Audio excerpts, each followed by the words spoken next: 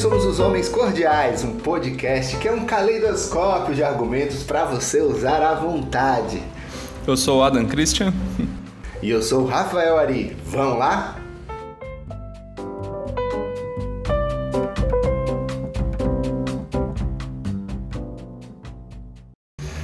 Adam, vamos lá. Assunto quente, né? Trocação franca. É o seguinte, para quem não sabe aí, essa semana invadiram a nossa universidade, tentaram pintar de branco as paredes. E para quem não sabe, explica um pouquinho melhor o que aconteceu e por que eu estou falando nossa universidade. O que aconteceu, Adam? Então, um bando de vândalos neofascistas invadiu um prédio central, nevrálgico, no coração da nossa universidade. Que é qual, né? Tem que falar. Qual é a universidade, né? A nossa alma mater, a Universidade Federal de Santa Catarina. E esses vândalos chegaram lá e invadiram esse prédio e você não acredita qual era o objetivo, o propósito nefasto que os levou até lá.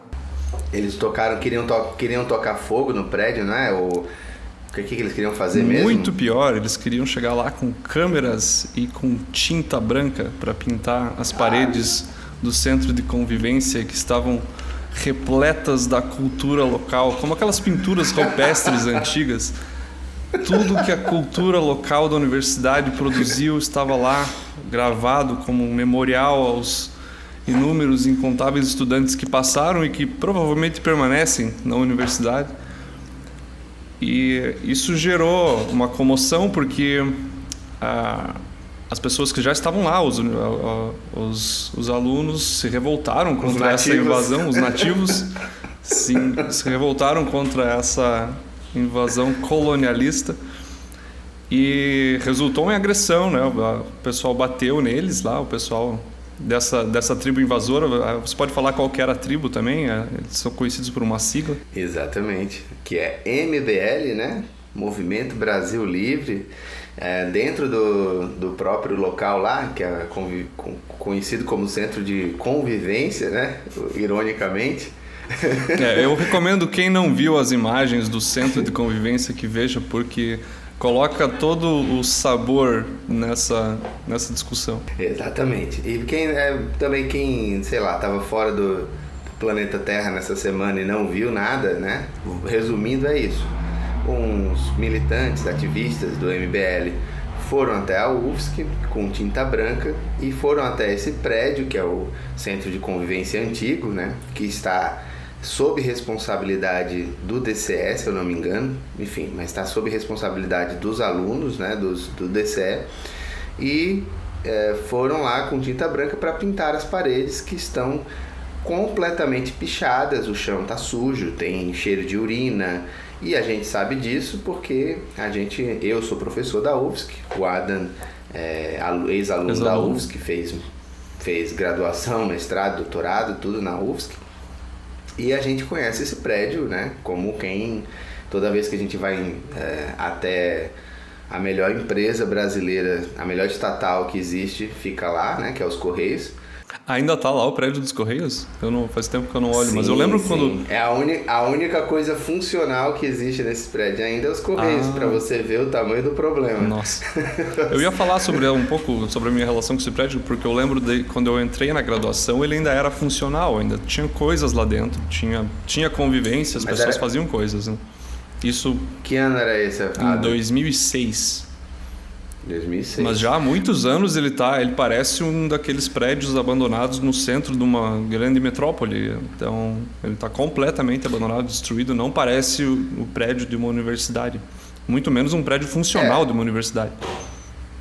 Ele realmente parece mais embaixo de um viaduto ali no centro de São Paulo, ou mesmo um pedacinho da Cracolândia. Um monumento à Cracolândia. Uma ode, né? Podia se chamar uma obra de arte, uma ode à Cracolândia. Mas, Adam, esse assunto tomou as redes sociais, a gente está falando aqui exatamente porque é a nossa casa, né? E, lamentavelmente, a UFSC está numa situação, um estado, né, de conservação muito lamentável, né? Não é só... eu acho que esse prédio, de fato, é um monumento tem um simbolismo muito grande dentro da universidade, porque ele fica realmente no meio do campus, ele fica num lugar muito privilegiado. Em frente ao lago, não? Em frente ao lago, perto da reitoria, inclusive. E ele está numa situação assim, realmente lamentável, e ele simboliza muita coisa que está acontecendo dentro das universidades públicas, né? Não só a UFSC foi só a da semana, né? Mas na verdade ele simboliza muito o estado das universidades públicas no Brasil. E para não ficar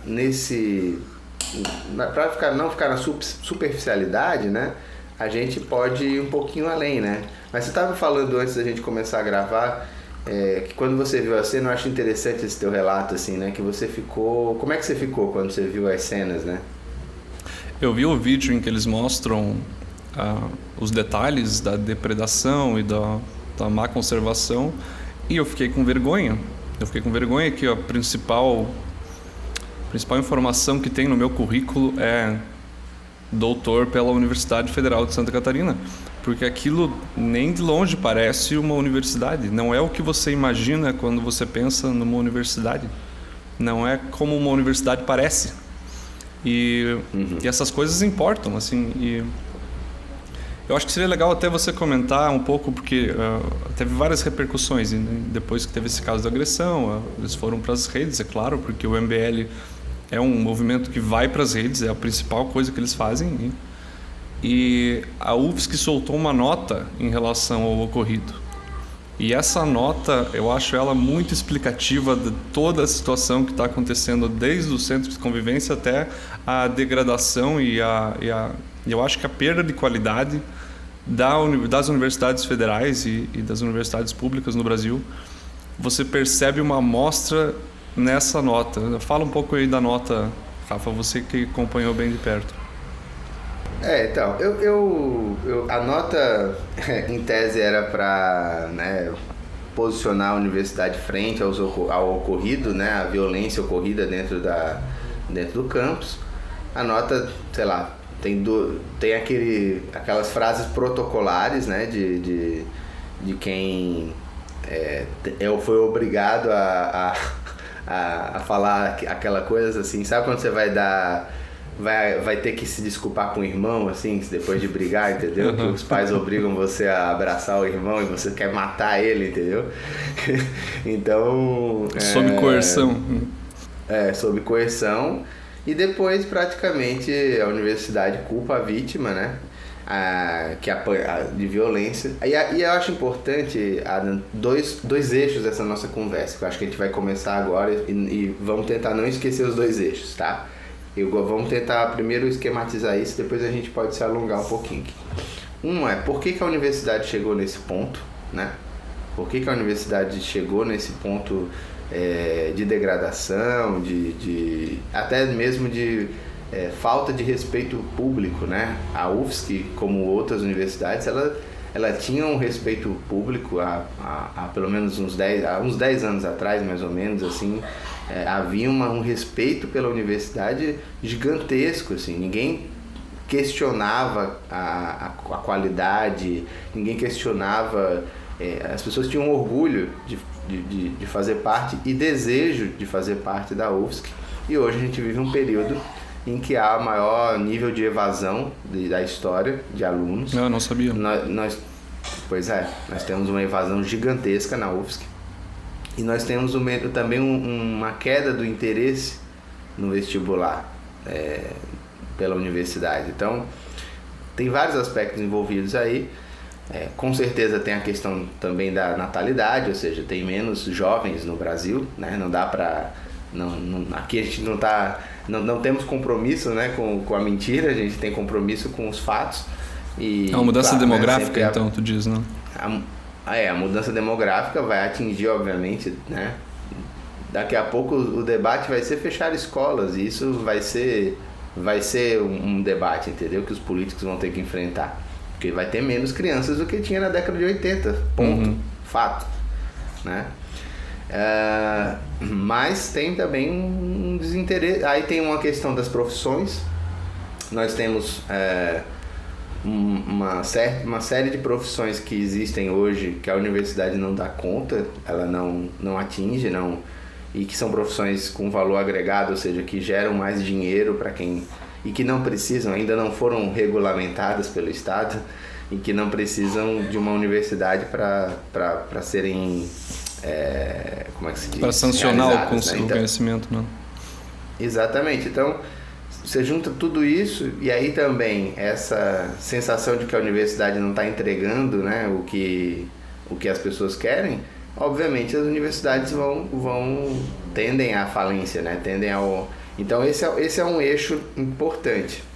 O segundo eixo como a universidade virou um centro ideológico, a universidade pública principalmente, né?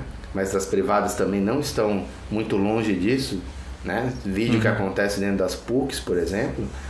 A universidade virou um campo de fomentação ideológica. Existe estratégias de ação política, né, Adam? Dentro da sociedade, né? E dentro da universidade não é diferente.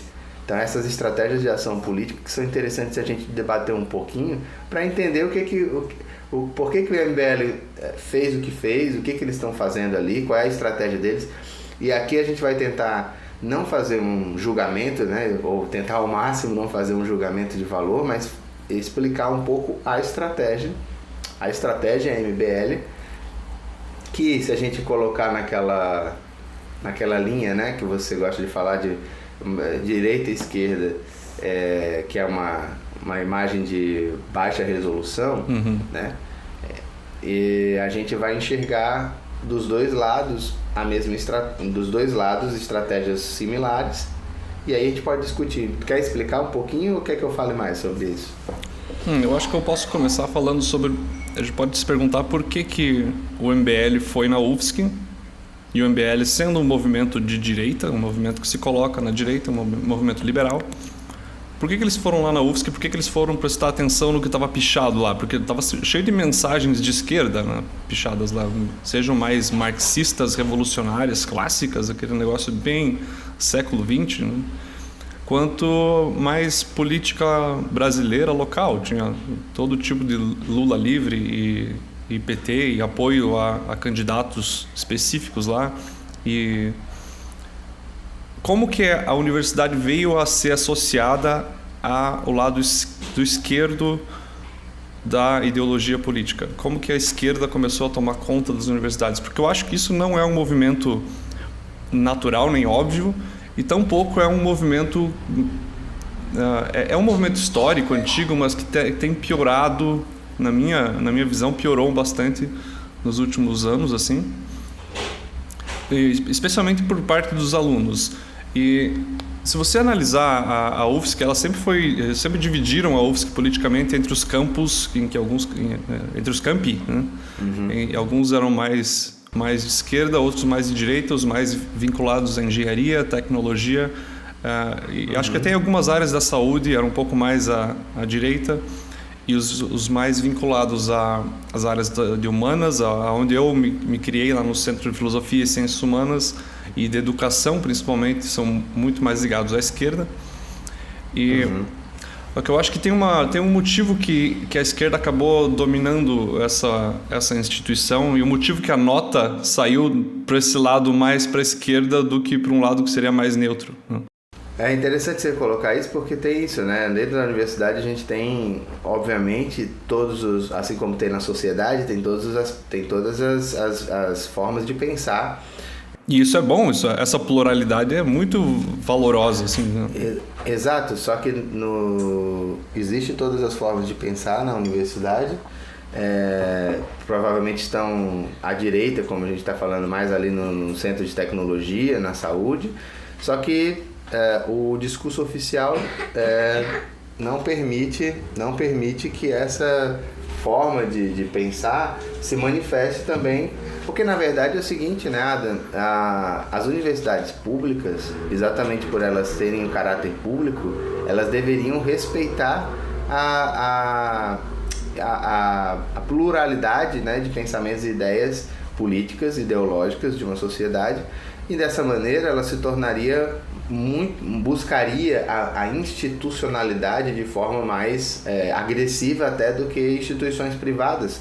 Então ela buscaria assim todos os seus protocolos, seja numa simples reunião de departamento, até a maneira como ela se coloca para a sociedade, como ela escreve, até a maneira como o que ela permite que aconteça dentro do seu espaço físico, deveria estar eivado, deveria ser assim, deveria ter esse orgulho de dizer, não, aqui nós somos uma universidade institucional, o que eu acredito não deve ser preponderante e aqui tem que ter espaço para todo tipo de pensamento. Isso, tipo, mas não é assim que acontece. Uma certa neutralidade, né? Agora, como Exato. que isso aconteceu? Eu acho que tem uma dinâmica interessante aí, porque eu acho que a esquerda e a direita, especialmente essa esquerda mais ideológica, mais clássica, elas veem a universidade com uma finalidade distinta. O pessoal mais à direita, o pessoal da tecnologia, o pessoal que está lá nas engenharias criando coisas para o mercado, ela tem uma visão da universidade que é mais meio para um fim. Ela quer produzir, ela quer... Ela só quer sair dali, pelo amor de Deus. Isso. Ela quer terminar a faculdade, quer fazer o curso, entendeu? sair, trabalhar, ganhar dinheiro, viver sua vida. Agora, o pessoal da esquerda... E você quer ver como isso se manifesta muito claramente? Votação do DCE. Vai ter eleições para o DCE. Enquanto os centros de humanas, artes, enfim, educação votam em peso, o pessoal do CTC nem aparece, nem vai votar, entendeu? Então, e eles são a maioria em termos de alunos. Se eles realmente se manifestassem, nunca venceriam uma chapa de extrema esquerda, entendeu? Porque só o CTC e saúde já conseguiria derrotar. Mas eles nem vão, eles não se interessam. Não se interessam, porque não é o propósito deles com a universidade isso. Agora, o pessoal da esquerda vê a universidade como um ambiente de luta ideológica e um ambiente que deve ser capturado e colocado a fins políticos. E quando você tem um grupo que se interessa em tomar o poder numa instituição e o outro grupo não se interessa, é muito óbvio o que vai acontecer. Um grupo vai tomar conta e é o que acontece nas eleições em todos os níveis da UFSC. Eu acho que desde do centro acadêmico dos cursos até o DCE, até as outras instâncias que também são eletivas lá dentro, que também dependem de votação, o pessoal da esquerda se manifesta e tem alunos profissionais lá dentro que já estão na UFSC há 10 anos e participam dessas coisas, mobilizam as pessoas e assim eles ocupam esses espaços e isso vai acontecendo aos poucos, e quando você percebe, a instituição toda está tomada por pessoas do mesmo grupo ideológico, ela é capturada por essa, e daí os interesses da universidade e da instituição acabam se desviando para esse lado. E eu acho que isso foi o que aconteceu ao longo das últimas décadas na universidade, tanto no nível das organizações dos alunos, quanto na própria instituição mesmo. Então, e é a prova de que um grupo organizado ele tem muito mais poder do que uma grande maioria desmobilizada, né? Então a universidade é basicamente essa. E aí, como os incentivos, e dentro da UFSC particularmente, né? Eu venho acompanhando como professor desde ali 2015, todos os movimentos que, por exemplo, eu lembro de uma invasão na época que foi criado o finado teto de gastos, né? Houve uma invasão, uma ocupação dentro da UFSC, aquilo ali para mim foi um marco muito grande, assim, de como os alunos tomaram, de certa maneira, esses alunos organizados, esses que são extremistas, que passam mais de 10 anos na universidade, tomaram a pauta. E aí, como você vê como os incentivos são importantes. Como dentro da UFSC eles criaram uma espécie de eleição geral para reitor, nenhum reitor, que na verdade é contra a lei, mas eu nem vou explicar isso, né?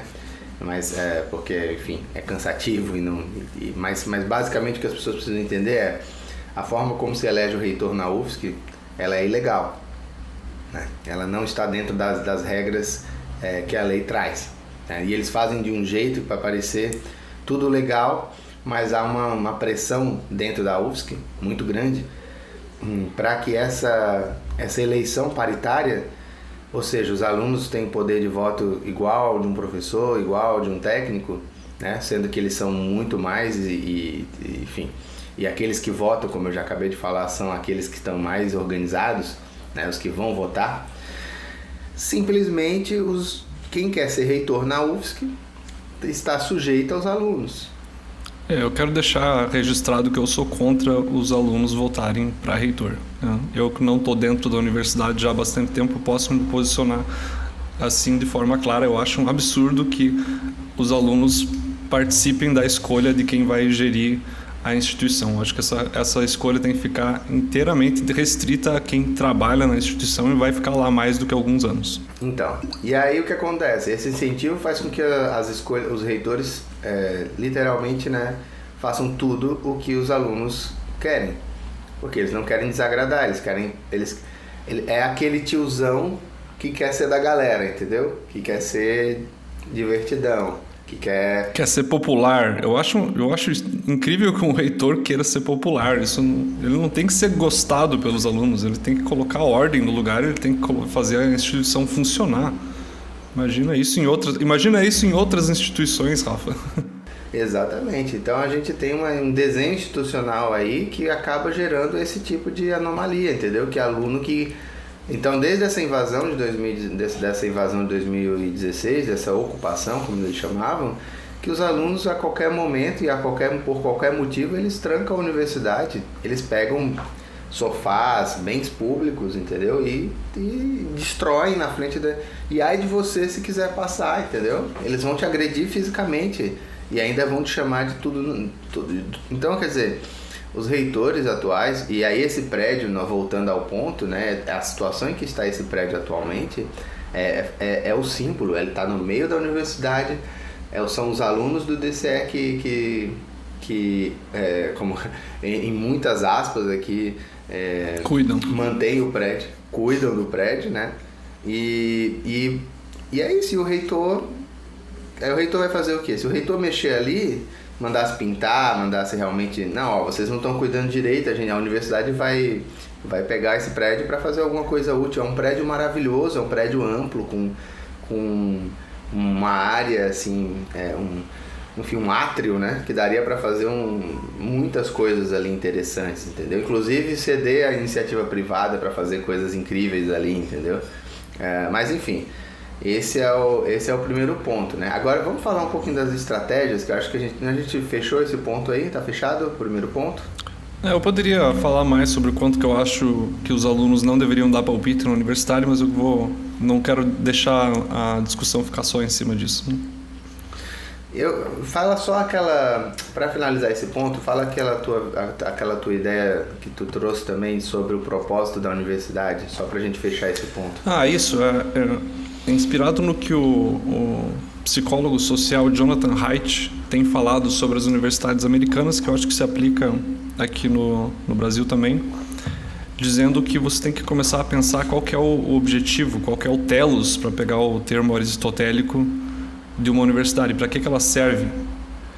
E o Haidt vai dizer assim, se você analisar hoje o que as universidades estão fazendo, como elas estão agindo, qual que é o objetivo principal delas? E me parece que elas existem lá para cuidar dos alunos e para manter esse espaço para os alunos existirem nessa adolescência estendida que as universidades e o período da vida universitária acabou se tornando, quando você sai da casa dos pais e você tem uma autonomia de um adulto, mas você ainda não tem todas as responsabilidades de um adulto. Então, na maior parte dos casos, os alunos que estão lá, eles ainda são sustentados pelos pais em alguma medida, e eles estão lá, e a universidade virou um centro de cuidado para essas pessoas nessa fase de transição entre a adolescência e a vida adulta. E a função da universidade não deveria ser essa. O telos da universidade deveria ser encontrar a verdade, produzir pesquisa de alto nível e treinar pessoas para que elas funcionem na nossa sociedade e produzam e se desenvolvam e se tornem profissionais e adultos melhores e seres humanos mais completos, e fazer pesquisa de qualidade, fazer conhecimento, trazer aquela coisa bem do ideal iluminista, assim, sabe? Buscar saber mais do que a gente sabia antes, e parece que foi deturpado esse objetivo. Tanto é que nas sociedades mais, vamos dizer assim, vamos chamar mais maduras ou mais produtivas, talvez melhor, do mundo, a universidade, ela realmente fica para, vamos dizer assim, para uma elite. Essa elite não significa necessariamente elite financeira, o que às vezes, obviamente, sobrepõe. Coincide porque, de fato, né, a maioria das pessoas que tem mais dinheiro podem ter uma educação melhor, etc e tal. Mas não necessariamente, né? Existem sistemas universitários que captam talentos, né, de todas as classes sociais. Tem um sistema de captação de talentos exatamente para permitir que essas pessoas que têm talento para a academia, mas que não têm, são pobres, não fiquem para trás, né? Mas no geral, a formação profissional não fica a cargo 100% da universidade, né? Ela fica a cargo de institutos técnicos ou mesmo de faculdades mais focadas na formação profissional. Então, ou das community colleges, né, nos Estados Unidos, por exemplo. Community college nos Estados Unidos, exatamente. Vamos dizer assim, é como se 60%, 70% da população fizessem um curso técnico. E isso não é... Porque é interessante dizer isso, porque no momento em que eu falo, eu sinto o peso da nossa cultura cair sobre a gente. Que alguém que fez um curso técnico é menor do que alguém que fez uma faculdade. Gente, isso não pode ser uma bobagem maior, porque não cabe, entendeu? Ela é uma bobagem do tamanho desse país, é continental. Porque hoje em dia tem profissões técnicas que pagam muito melhor, muito melhor do que recebe, inclusive, do que eu recebo na UFSC sendo doutor, entendeu? Então, assim, a primeira coisa que a gente tem que vencer é esse preconceito contra a formação técnica, porque a gente está, na verdade, desperdiçando a oportunidade de muitas crianças pobres terem uma profissão que de fato vai mudar a vida delas, entendeu? Que elas vão sair daquela situação e vão ajudar os amigos, vão ajudar os familiares também a sair daquela situação. E não só mudar a vida delas, mas eu acho que a gente tem que começar a iniciar um preconceito do lado inverso. A gente tem que ter preconceito com acadêmicos, né? E aqui somos dois acadêmicos que tem que dar o primeiro passo e falar mal da nossa classe. Porque se você tem... Sabe, eu tenho um problema de encanamento em casa, eu preciso que o encanamento funcione, não que alguém chegue aqui para problematizar o encanamento. Olha, esse encanamento aqui, na verdade, ele está querendo se expressar, entendeu? Esse pingado é como uma metáfora da sua vida. Por que o cano tem esse formato? O que isso está dizendo? Mas eu acho que a gente precisa criar esse preconceito com acadêmicos, porque eu acho que, especialmente os acadêmicos nas últimas décadas, assim, estão se tornando uma classe isolada numa torre de marfim e que eles não servem para nada para a sociedade. Tem muita gente, muita pesquisa que não serve para nada. E assim, sem querer ser só um utilitarista, porque claro que conhecimento por conhecimento tem valor, eu acho que a classe acadêmica deve explicações hoje. Sim, concordo. Bem, vamos então vamos só explicar um pouquinho para quem quer entender, assim, a pessoa, poxa, eu discordo do MBL, eu concordo com o MBL, acho um absurdo a universidade estar assim, tem que mais aqui entrar lá, né? Vamos tentar só fazer se afastar um pouquinho do julgamento e tentar fazer um panorama maior, né? Como a gente falou, existe essa linha, né, onde tem a extrema esquerda, extrema direita, centro, por mais que ela não explique tudo, como a gente gosta e reafirma 1000 vezes, mas ela serve para uma visão pedagógica, né? Ela simplifica. O MBL, ele tem uma ação ativista, uma ação militante, ativista, que a gente poderia colocar assim na extrema direita. Por quê? Porque são ações extremas, são ações sem um cunho, vamos dizer assim, legalista, sem um cunho... Eles não se preocupam com os protocolos, eles não se preocupam com com tudo que é... Eles se preocupam... É o famoso cavar a falta, né? Eles cavam a falta, né? Eles não, em nenhum momento... O que seria o ideal num mundo muito bonito, num mundo maravilhoso, civilizado? Eles irem cavar a falta e a falta não acontecer, que é o que a gente deseja. Que é eles entrarem ali, pintarem... Enquanto estavam ali pintando o prédio, os alunos civilizados iam chamar a segurança do campus, a segurança do campus viria, haveria um debate civilizado, pedindo para eles saírem, e assim transcorreria as coisas, e não que eles apanhassem daquelas moças de cabelo colorido. Entendeu?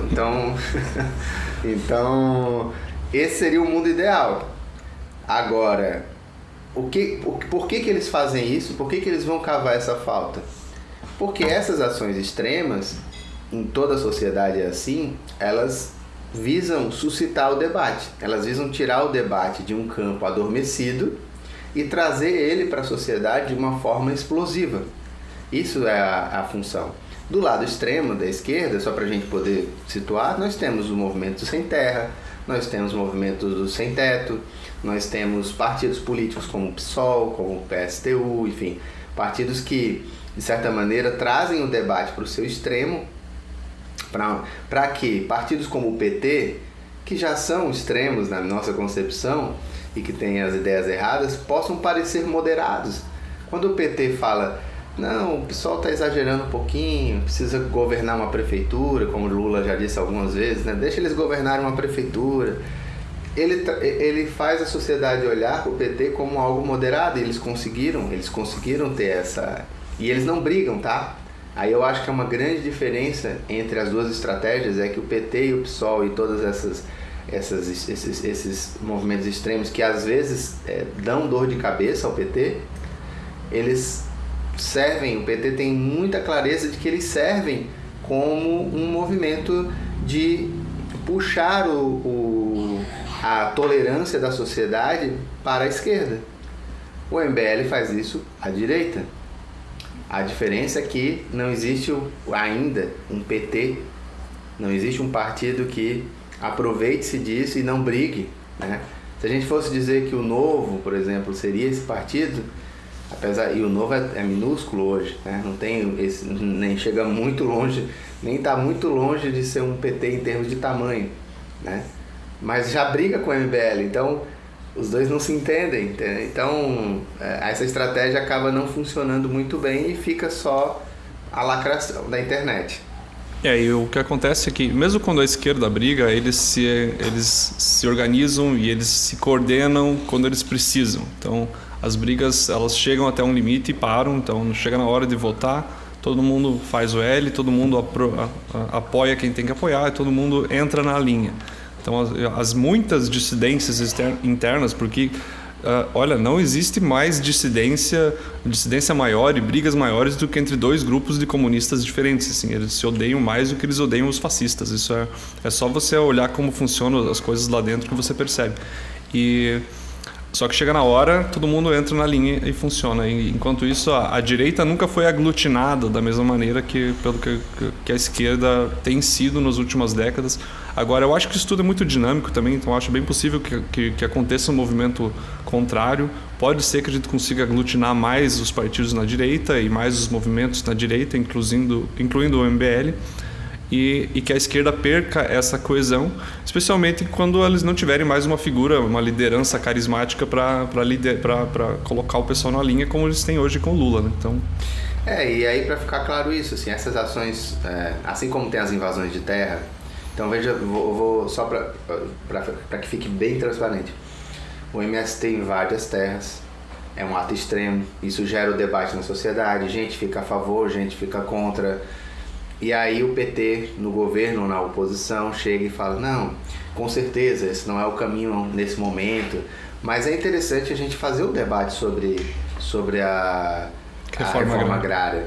Então nós estamos mandando uma lei aqui, muito sensata, muito ponderada, para que essas terras sejam transformadas em terras de assentamento de uma maneira mais institucional, né? Sem essas invasões, sem que seja necessário dar tiro, nenhum tipo de violência. Pronto, foi conseguido o objetivo, entendeu? O objetivo era esse. O objetivo era estressar o debate para poder alguém propor alguma coisa. No caso do MBL, para você ver como a nossa sociedade também, isso também é um fato, como ela está à esquerda mesmo, né? Ela está ainda nesse debate público mais à esquerda. O MBL foi lá, levantou essas... Muita gente ficou brava com o MBL, muita gente ficou brava com a UFSC, mas a gente não tem ainda a institucionalidade, o peso institucional à direita para chegar a um partido, ou seja lá o que for, e dizer, não, MBL, não é assim, vocês deveriam ter mandado um ofício, e se esse ofício não fosse respondido, vocês iriam lá, fariam fotos, imagens, vídeos, mostrariam como está, e não chegar pintando, isso não se faz, mas com certeza agora que vocês mostraram o problema, nós vamos entrar aqui com esse pedido e com certeza a universidade vai tomar uma providência. Então, essa era a hora, né, de ter um movimento mais moderado, mais ponderado, mais institucionalista, entre aspas, que faria esse trabalho. Só que você percebe que há esse vácuo, e eu não digo que não estão fazendo, há esse vácuo de poder real, de poder realmente fazer a coisa acontecer. A minha suposição é que quero estar errado, mas a minha suposição é que o centro de convivência vai ficar daquele jeito ali. Talvez vão limpar, vão mandar uma faxina ali, fazer uma faxina, vai limpar, mas daqui a 5 meses, quando ninguém mais falar sobre isso, vai estar do mesmo jeito. Eu concordo, e a gente percebe quando a gente começa a falar da universidade o quanto que o telos dela não é o telos da verdade, não é isso que a gente não é para isso que a universidade serve, porque a gente já começa a se preocupar em dizer que não, todo mundo tem que ter acesso, tem que ser inclusivo, tem que trazer as pessoas, não pode ficar ninguém de fora, E eu acho que está na hora de começar a se perguntar sobre esse telos, e se perguntar sobre se é isso que a gente quer para a universidade, porque eu gostaria que a universidade fosse um centro de excelência, só que a excelência ela entra em conflito com a inclusão e com a igualdade. Então, perfeito. As universidades elas acabaram se tornando um centro de assistência social pura e simplesmente, coisa que não é a vocação dela, né? A vocação dela deveria ser estimular o governo, a estrutura de Estado, a ter uma escola básica boa o suficiente para identificar aqueles talentos que estão ali dentro das escolas básicas, seja de qual classe social for, entendeu? E buscar esses talentos para a universidade à medida em que eles forem passando de fase, né? Passando de nível. Esse deveria ser o verdadeiro olhar social da universidade, mas mantendo o núcleo de excelência, a vontade a sua missão inicial, né? E assim, outra coisa que a gente vai ter que vencer é esse preconceito contra as profissões técnicas. Se a gente não fizer isso, a gente vai continuar com essa ideia de que todo mundo tem que estar dentro da universidade e não existe nenhum lugar do mundo onde isso aconteça. Não existe. Isso prejudica as próprias pessoas, porque elas não têm a oportunidade de fato fazer a escolha, vamos dizer assim, elas se sentem obrigadas a estar numa universidade. Sim. E elas acabam não fazendo uma escolha pelas suas habilidades, aquilo que elas gostariam até de fazer. Tem muita gente que nem suporta o debate teórico dentro da universidade, entendeu?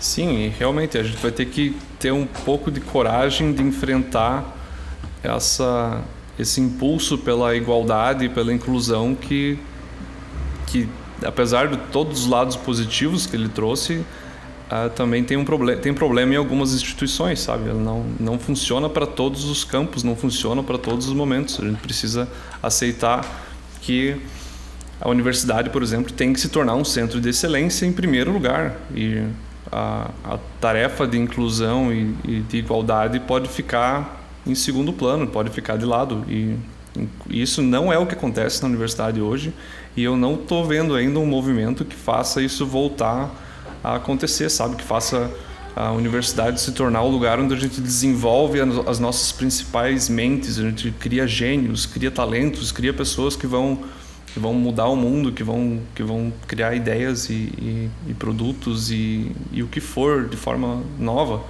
Até porque muita gente dentro da universidade nem acredita que ela deve fazer isso, porque não seria a função dela. E isso pode ser inclusive o germe que vai matar a universidade do jeito que ela está hoje, entendeu? Assim, eu acredito, sem querer fazer futurologia, já embicando para o final, é que vai ter um processo de descentralização muito forte assim, no futuro, né?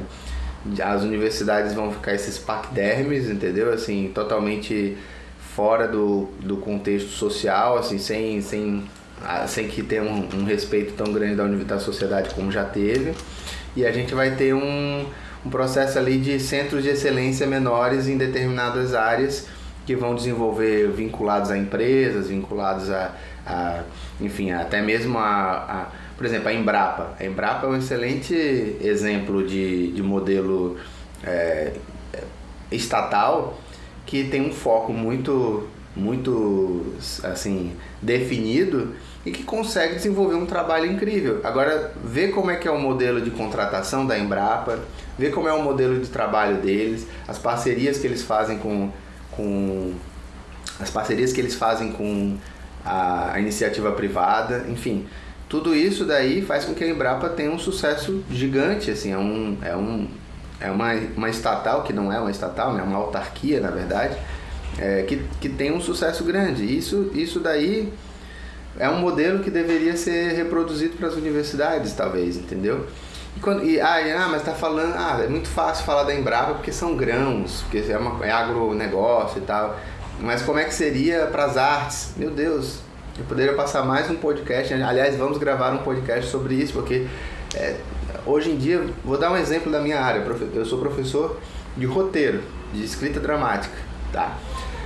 A quantidade de profissionais necessários, ou que existem vagas para profissionais para fazer roteiros de jogos, de games, é gigante. É uma área quase que infinita, porque tem games de celular, games disso, daquilo, é infinito. E nós não temos esses roteiristas de gamers formados. Eu tento formar na UFSC alguns, né? Eu tento incentivá-los a ir para essa área. Dou aula na animação, que é um curso de animação, no qual eu sempre falo, pessoal, quem tiver o talento para ser roteirista de games vai ganhar muita grana. Então, quer dizer, não é só as áreas técnicas e tecnológicas, é uma visão, é uma mentalidade que tem que mudar. Isso, concordo. E todo mundo que está dentro da universidade percebe que há um medo, uma aversão à iniciativa privada lá dentro, que eu acho que é muito prejudicial, e eu acho que ela vem rio abaixo da concepção ideológica que está lá atrás, que é o que está motivando esse lado mais da esquerda que dominou a universidade e que domina a instituição e que não deixa a iniciativa privada colocar os pés lá dentro porque tem medinho e acha feio e acha nojento e é público, não pode ter. E todo mundo quem está perdendo aí são os alunos, né? Então, eu acho que assim, eu teria mais reclamações até para fazer da universidade, do meio acadêmico, porque eu vejo, eu tenho medo, inclusive, que a nossa sociedade não tenha mais instituições que suportem pensamento inovador e pensamento interessante, pensamento que vai durar. Então, a gente vai continuar lendo as mesmas coisas que a gente lê agora, porque não vai vir ninguém interessante o suficiente para ser lido daqui a 100 anos. E a autonomia, gente, é quando você sai de casa e trabalha e vive com a sua própria renda, né? Isso é autonomia. A universidade brasileira ela não é autônoma, ela vive quase 100%, se não 100%, ela é dependente do dinheiro público, do dinheiro do pagador de impostos, 100%. Em nenhum lugar do mundo decente as universidades são 100% do dinheiro, dependentes do dinheiro do pagador de impostos. elas têm outras rendas, com pesquisa, com investimento, com doação de ex-alunos que sentem orgulho, né, da universidade. Então a universidade acaba tendo que dar orgulho, né, para poder esses ex-alunos pegar um dinheiro seu e dizer, não, olha, eu quero dar esse dinheiro aqui para a universidade.